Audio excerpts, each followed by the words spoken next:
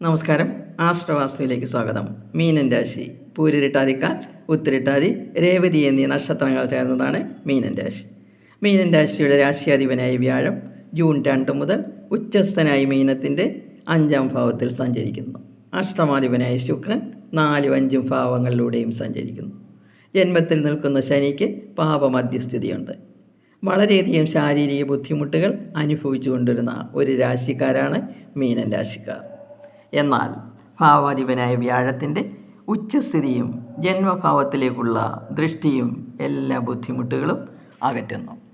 5ാം ഭാവത്തിൽ ഉച്ചനായ വ്യാഴം സ്ഥിതി ചെയ്യുന്നു. മാസത്തിൻ്റെ 2ാം പകുതിയിൽ ശുക്രനും ബുധനും വ്യാഴവുമായി യോഗം ചെയ്യുന്നു.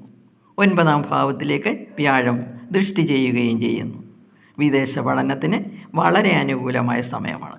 ഈ സമയത്ത് നല്ല പഠനക്രമം പാലിക്കുന്നവർക്ക് മത്സരങ്ങളിൽ ഉയർന്ന വിജയം ലഭിക്കും. Information technology, software, commerce, finance എന്നീ ശാഖകളിൽ പഠനം നടത്തുന്നവർക്ക് നേട്ടമുണ്ടാകും. 10ാം ഭാവാധിപനും വ്യാഴമാണ്.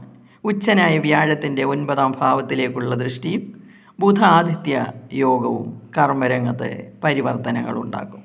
പ്രമോഷനുകളും അധികാരങ്ങളും ലഭിക്കും. വിദേശത്ത് തൊഴിൽ അന്വേഷിക്കുന്നവർക്ക് ഗുണകരമായ സമയമാണ്. അധ്യാപനം, എഡ്യൂക്കേഷൻ, ക്രിയേറ്റീവ് ആർട്സ്, എഴുത്ത്, ഡിസൈൻ, മീഡിയ, കലാരംഗം എന്നീ മേഖലകളിൽ വലിയ നേട്ടങ്ങൾ പ്രതീക്ഷിക്കാം. 7ാം ഭാവാധിപനും ബിസിനസ് കാരകനുമായ ബുധൻ ജൂൺ 22 വരെ 4ാം ഭാവത്തിൽ ബലവാനായി നിൽക്കുന്നു. ശേഷം 5ാം ഭാവത്തിലും. ഇത് ബിസിനസ്സുകാർക്ക് വൻപിച്ച നേട്ടങ്ങൾ നൽകും. പാർട്ട്നേഴ്സ് തമ്മിലുള്ള പ്രശ്നങ്ങൾ പറഞ്ഞു തീർക്കാൻ കഴിയും. പുതിയ ബിസിനസ്സുകൾ തുടങ്ങാൻ അനുകൂല സമയമാണ്. ഭൂമി ക്രയവിക്രയങ്ങളിൽ നിന്നും ഓഹരി വിപണിയിൽ നിന്നും ആദായം വർദ്ധിക്കും.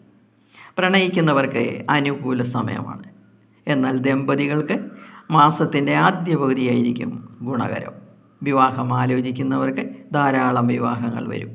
ആലോചിച്ച് തീരുമാനമെടുക്കുക. 7ര ശനിയുടെ സമയമായതുകൊണ്ട് നിത്യവും ശനീശ്വരൻ്റെ കീർത്തനങ്ങൾ ജപിക്കുക.